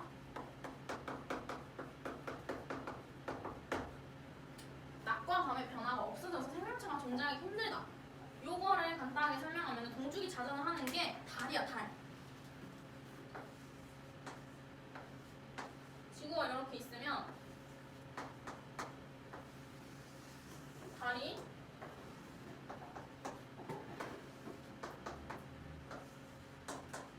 이쪽 방향으로 지구를 이렇게 돌고 있어. 그러면 달은 이 지구를 한 번 공전할 때 자기도 한 번 자전해. 그러니까 지구는 태양을 돌 때 한 번 자전, 그러니까 한 번 자전하는 거 하루고 이게 1년에 한 번 공전을 하잖아. 근데 달은 한 번 자전하면서 공전도 한 번 해요. 그러니까 왜냐면 이 거리가 너무 가까워져서 이 중력 때문에 달이 자전하는 걸 계속 방해를 하는 거야. 그래서 공전 한 번 하는데 자전도 한 번 해. 그러면 이면이 계속 유지가 되는 거지. 그러니까 지구에서 달을 바라볼 때 한 표면밖에 못 보는 거야.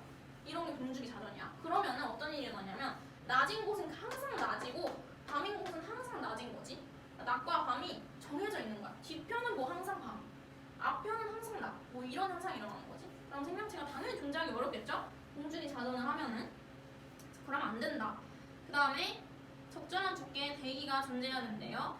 대기는 우주에서 오는 생명체 해로운 자외선을 차단한다. 이거는 오존층이 차단시키는 거고, 적절한 두께의 대기는 온실 효과를 일으켜서 행성의 온도를 알맞게 유지하고 낮과 밤의 온도차를 줄여서 생명체가 살 수 있는 환경을 만든다. 그 다음에 또 자기장이 있어야 돼. 우주에서 날아오는 유해한 우주선이나 태양풍, 이런 용어는 다 알아주세요. 우주선이나 태양풍은 우주에서 날아오는 고에너지 입자, 태양풍은 태양에서 날아오는 고에너지 입자. 이걸 안 막기 위해서 우주에 나가면 우주복을 입는 거기도 해. 근데 이거 지구에서는 자기장이 다 막아주고 있어요. 그다음에 또 위성은 행성의 자전축이 안정적으로 유지될 수 있도록 한다. 마지막, 자전축이 적당히 기울어져 있어야 계절 변화가 극심하게 나타나지 않는다. 이 모든 게 다 생명체가 존재하기 위한 행성의 조건입니다.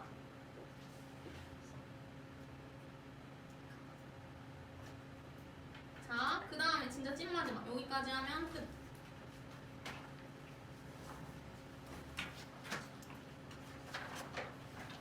자, 여기도 그냥 쭉 읽어보면 되는데, 또 외계 생명체 탐사 활동. 태양계 내 생명체 탐사는 행성이나 위성에 직접 탐사정을 보내서 탐사를 한대요. 태양계 행성 중에 지구와 가장 비슷한 환경인 화성의 소저나 큐리오시티, 탐사정의 이름입니다. 얘네를 보내서 생명체의 존재 여부를 조사한대. 오른쪽 보면은 토성의 위성인 타이탄, 그 다음에 목성의 위성인 유로파, 얘네가 생명체가 존재할 가능성이 있대요. 그 다음에 또 지구의 극한 환경에 사는 생명체를 연구하고 생명체가 존재할 수 있는, 생성할 수 있는 조건을 연구한다. 우주 읽어보면 되고, 여기서 기억해야 될 거는 요것만. 태양계 밖의 생명체 탐사. 전파 망원경을 이용하고, 이 전파 망원경을 이용한 프로젝트를 세티 프로젝트라고 합니다. 요것만 좀 기억해주면 돼. 이게 뭐냐면 우주로 계속 전파를 보내는 거야. 우리나라가 아니고 지구에서. 외계의 직접 생명체가 전파로 신호를 보낸다는 가정하에. 그러니까 우리 정도 문명을 가진 외계인이 뭐 우주에 존재한다면 걔네도 전파로 신호를 보낼 거라고 그냥 생각을 하는 거야, 우리가. 그래서 전파 망원경에서 수신한 전파를 분석하여서 인공적인 전파를 찾는데, 그러니까 자연적으로 생긴 전파 말고 우주에서 생기는 인공적인 전파를 계속 찾는 거야. 누가 보낸 게 아닌지. 또 그 다음에 우주 망원경을 이용하여서 생명 가능 지대에 속하는 외계 행성을 찾고 행성의 대기 성분을 분석하여서 생명체가 존재할 수 있는 환경인지 파악하는 연구가 진행되고 있다. 세티 프로젝트는 외계인 찾는 그런 과정이라고 생각하면 돼. 외계인보다는 뭐 지적 생명체. 그래서 뭐 이거 쭉 읽어보면 되고, 여기도 밑에 보면은 외계 지적 생명체를 찾을 때 왜 전파를 분석할까? 전파가 비교적 멀리까지 전달이 되거든. 그래서 우리와 유사한 문명을 가진 존재가 실제로 있다면 그들도 통신수단을 전파로 이용할 것이라고 생각하기 때문이다. 또 전파는 우주 공간의 다른 물체에 잘 흡수되지 않아서 뭐 멀리까지 전달이 된대요. 그래서 전파를 계속해서 보내고 있대. 자, 됐고, 여기 뒤에는 사실 중요한 거 아니고 오늘 핵심은 외계 행성 탐사 방법 총 3가지. 이게 중요합니다. 그래서 바로 문제 3개 풀어보고 끝내자. 7번, 17번, 15번, 3개 아니고 5개. 7번 문제 1번, 4번. 5개 풀어볼게요.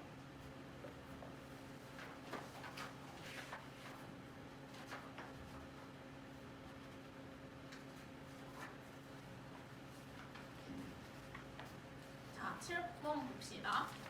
얘 이제 미세중력 렌즈 현상이죠. 기억. A의 밝기 변화는 B에 의한 미세중력 렌즈 현상 때문에 나타난다. 그렇죠? 이 뒤에 있는 별의 밝기를 조사하는 거고 B의 중력 때문에 빛이 굴절하는 거고 기억 동그라미. 나에서 A는 요거는 A와 B가 관측자의 시선 방향으로 일직선상에 놓일 때의 밝기다. 당연한 말을 하고 있네. 그 다음에 나에서 B는 요거는 A의 행성이 있기 때문이다. 이거 디귿은 틀렸지. A의 행성이 아니라 어디야? B의 행성이라고 해야죠. 답은 3번. 요건 진짜 틀리면 안 된다. 그 다음에 15번. 15번 너무 그냥 보너스 문제지.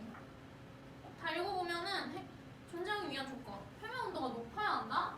적당히 해야지. 뭐든지 다 적당히 해야 돼. 진화 속도 빨라야 된다. 이것도 적당히 해야지. 너무 빠르면은 생명체가 진화할 그런 시간이 없다고 했잖아. 자연축 경사 자주 변해야 된다? 아니고.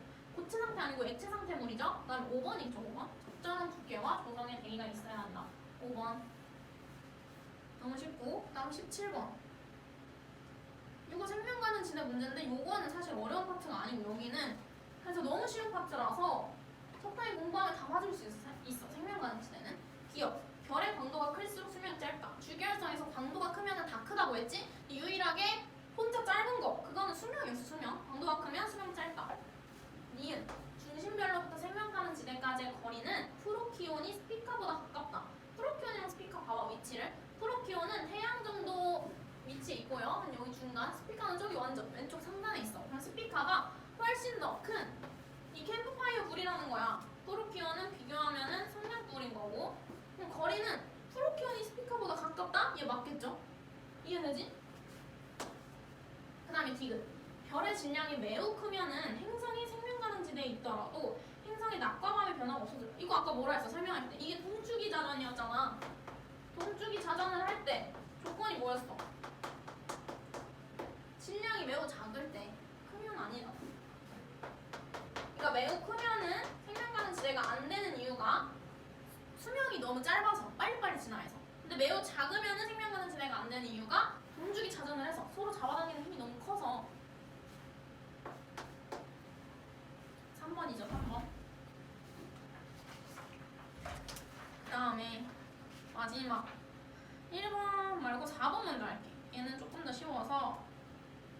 자, 외계 행성이 주기활성인 중심별로부터 받는 복사에너지량과 이거 잘 들어야 돼. 헷갈려. 왜냐면 앞에 내용이랑 합쳐진 거라서 이렇게 충분히 나올 수 있겠지. 중간고사 내용도. 중심별의 표면 온도를 나타낸 거래. 행성 A, B, C 중 B와 C가 생명가능 지대에 위치한다. 이거 앞에 거랑 차이점이 뭐냐면 이번에는 A, B, C가 행성인 거야. 앞에서는 이런 식으로 나타낼 때 얘네가 별이었잖아. 별. 그게 아니라 중심별을 돌고 있는 행성인 거야. 얘네가. 오케이? 그래서 요거는 중심별로부터 단위 시간당 단위 면적에서 받는 복사에너지야. 이게 뭐야? 2잖아. 2. 항상 단위 시간당 단위 면적에서 하면 스테판 볼츠만 법칙이었지? 단위 면적에서라는 말이 없으면 광도였고. 알지 얘들아? 얘는 단위 면적이 있으니까 이 전체 말고 어떤 단위 면적에서 내뿜는 에너지를 말하는 거야. 그러니까 표면 온도에만 비례하는 거지. 표면 온도의 4제곱에 비례하지. 기억 먼저 볼게.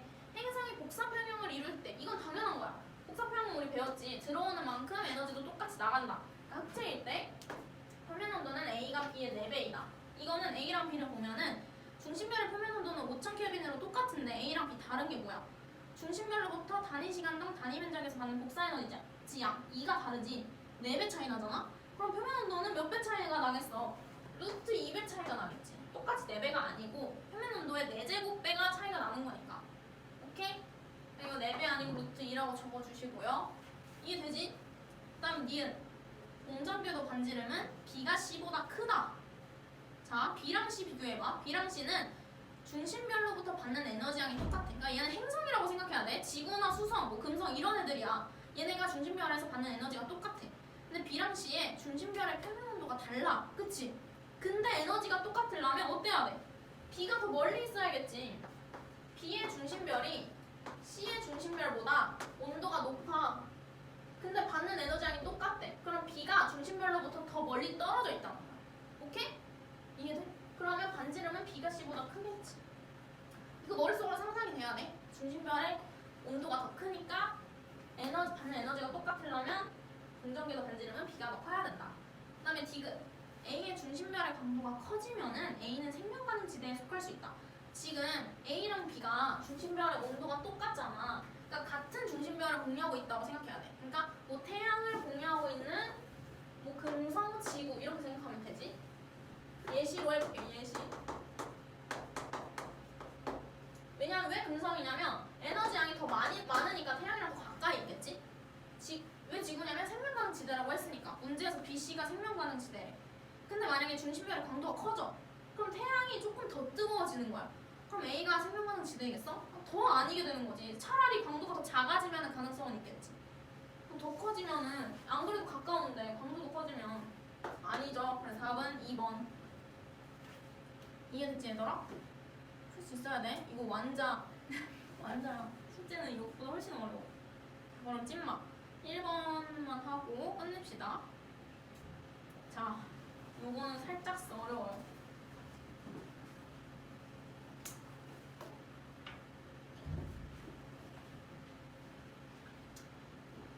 기억. 행성의 질량이 클수록 나에서 이 파장 변화량이 커진다. 요거는 쉽지. 이거 맞아 틀려?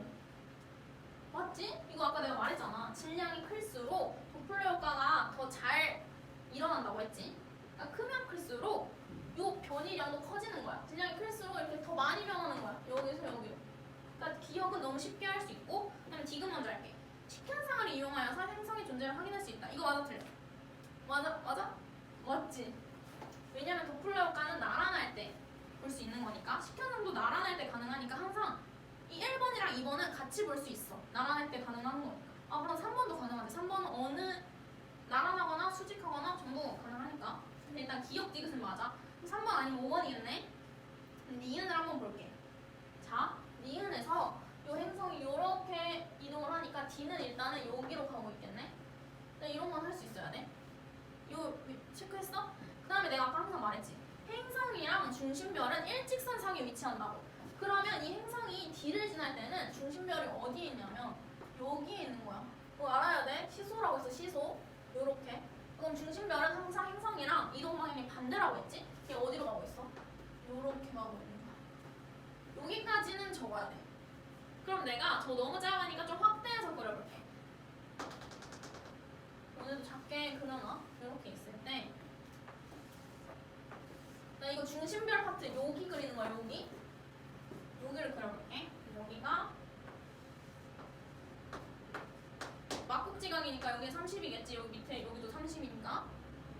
그 다음에 이 중심별이 요 방향으로 이동을 한다. 요 그림 이해되지? 확대해서 그린 거야 그냥. 그러면 내가 아까도 말했지만 지구 방향이 여기 있어. 그러면 여기서 사람이 이렇게 쳐다보고 있는 거야. 내가 아까도 여기서 설명했지.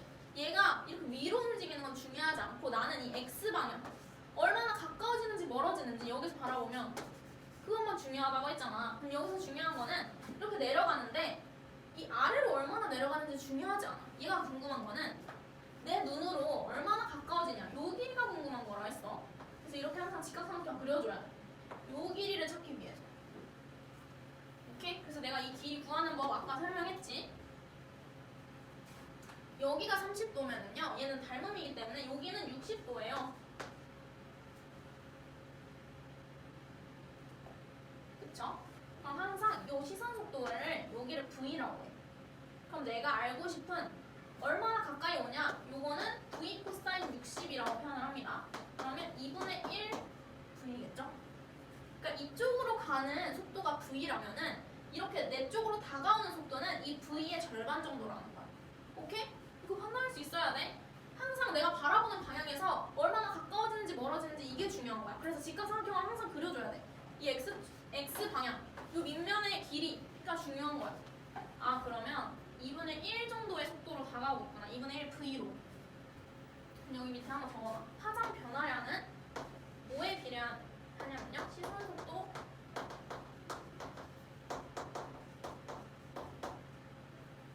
시선 속도 크기에 비례합니다. 그러니까 지금 시선 속도는 나한테서 가까워지거나 멀어지거나 요게 시선 속도인 거야. 그럼 이 파장 변화량은 2분의 1 한 거지. 그러니까 루트 2분의 1이 틀린 거야. 그래서 니은은 틀렸습니다. 답은 그래서 3번 기역 디귿. 이해됐어? 혹시나 안 되면 나중에 또 다시 물어봐. 지금 끝나고 물어봐도 되고.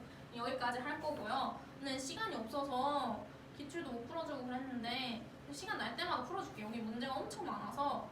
그래서 오늘 숙제가 이 외계 행성계 파트가 별의 물리량의 마지막 파트라서 우주의 소단원 1단원 끝이야. 그래서 여기 뒤에가 문제가 좀 많아. 1단원 끝나가지고 대단원 문제 해가지고 뭐 중단원 마무리 쭉 있거든? 수능 실전 문제도 있고. 원래 이게 없는데도 잘 안 해오는데 여기 해와야 돼. 얘들아. 여기 밀리면 진짜 답이 없어. 그래서 이번 주는 숙제 조금만 더 열심히 해주고 이해 안 가는 거 있으면 바로바로 카톡으로 질문하거나 뭐 학원에서 만나면 물어보면 되니까 이번 주는 숙제를 꼭 해와야 돼. 여기 제일 어려운 파트라서 놓치면 진짜 다 까먹어. 알겠지? 숙제 여기까지 끝까지랑 기출픽